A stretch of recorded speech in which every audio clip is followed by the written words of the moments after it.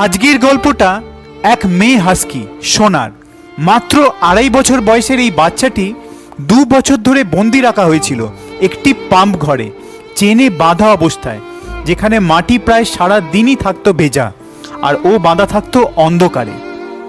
গরমে, শীতে, বৃষ্টিতে, সব ঋতুতে একই শেকল, একই যন্ত্রণা। খেতে পেত শুধু চিকেনের গলা, দিনে 2 বার, তাও দুপুর 2টো, আর দ্বিতীয়বার রাত্রির 11:30টায়। মাঝখানে কেউ কাছে যেত না, কেউ আদর করতো না, শুধু চেনে ঠকঠক শব্দে কাটত প্রতিটা দিন। এই গল্পটি শুনে আর চুপ থাকা গেল না। তখনই যোগাযোগ করা হয় ডক্টর অর্ণব মাহাতোর সঙ্গে, যিনি একজন দয়ালু ভেটেরিনারিয়ান ও একজন প্রাণপ্রেমী বন্ধু।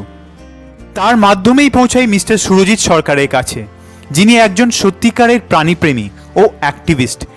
সন্দেশের করুণ কাহিনী শুনে উনি আর দেরি করেননি। পরের দিনই উনি গিয়ে সন্দেশকে উদ্ধার করে নিয়ে আসেন। ডক্টর জানান এই বাচ্চাটাকে কোনোদিন ভেট দেখানো হয়নি, না ভ্যাকসিন, না ডিওয়ার্মিং, না নখ কাটা, শুধু অবহেলা আর অমানবিকতার শিকার।